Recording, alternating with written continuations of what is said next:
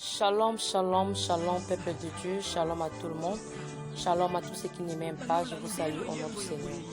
Je suis évangéliste Valdégé, je vous parle au nom du Seigneur, car c'est lui qui m'a mandaté pour parler de sa part à son peuple, pour que son peuple soit vertueux et qu'il prend garde. Message oyo isa pona bana, ba parents vous font la mato, ils voyez capé pour discerner, en accord avec Job 34, le verset 3.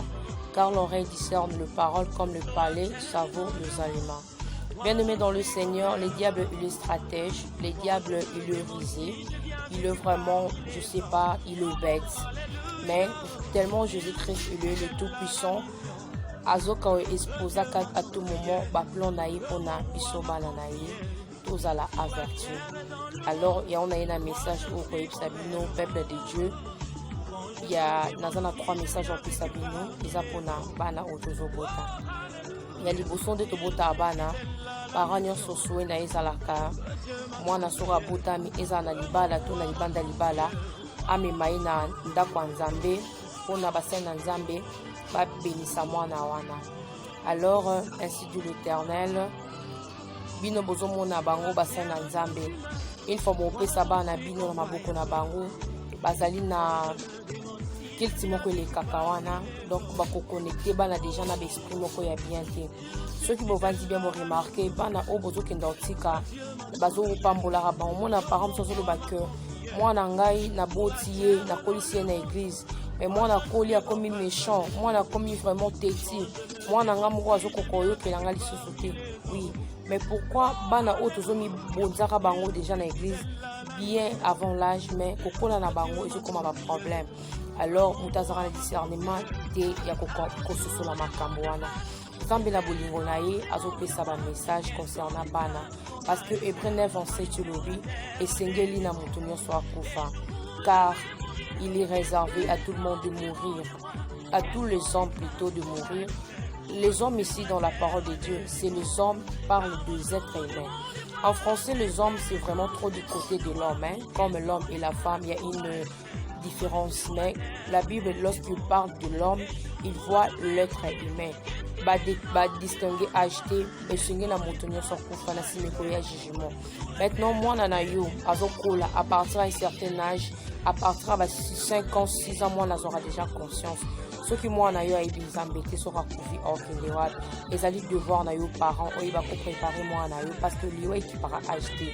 Bana inani va koufaka ya 2 ans, 3 ans va koufaka. Yo sera préparer moi na yo te, moi na yo à cause de sika ya passe. Les alliés devoir pour na yo parents. Pour la matériel yo kanga message pour na yo en haut, le lot n'a pas ya nzambe. Ndenge bo pesa kabana bino ipa ya ba sala nzambe pour na ba bénissa bango. En tout cas, il faut que la mission molimo pour détecter musali na nzambe ya solo to ya lokuta. Soko za na mission molimo te pour comprendre le que le kakawana te bazo sacrifier kabana azo oliba zo bana ba pesa na maboko ya nzambe bazo pesa na maboko ya diable yango ngala kokamwa para Ephésiens 4:6 le Bible natangela bino.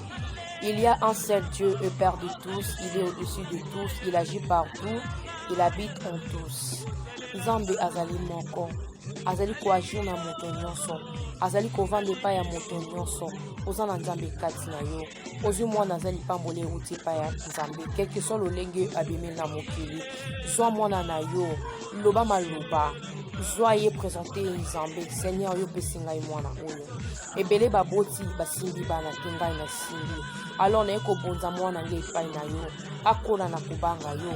Quel que soit ce que nga parole na ibi nzambe ti, mwana nga sale ngolu, ayeba yo, pona gloire na yo. Ce qui po yebi nzambe, lolenga parole na zo tambola, mwana nga oaye na mokili, asala soni te, asala esengo na biso baboti, asala esengo na yo nzambe permettre mwana wana kota na mokili, po ete kombo na yo ekumama. C'est ça la force du pouvoir, c'est dans la parole de Dieu. Tu dois déclarer des choses sur ton enfant, maman. Papa nangai eko simba.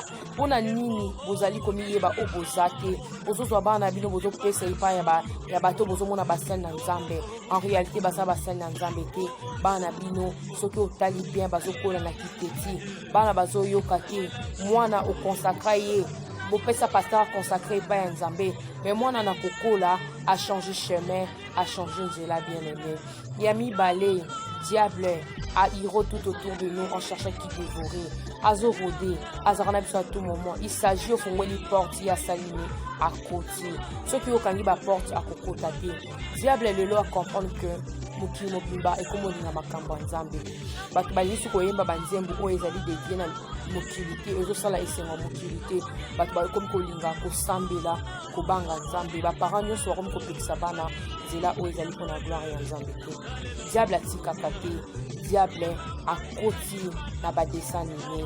Na dessin animé bana bazotala yozo mona mona zotala dessin animé wana diable a BBC ba dessin animé wana makambo mabe koti na dessin animé ba futime koti na dessin animé et marqué ce qui mona zotala dessin animé azaka concentré ezali déjà eloko moko elekaka wana eza esprit maléfique mpona koenvoûte bana mpona kozwa mayele ya bana bamema yango na monde de ténèbre.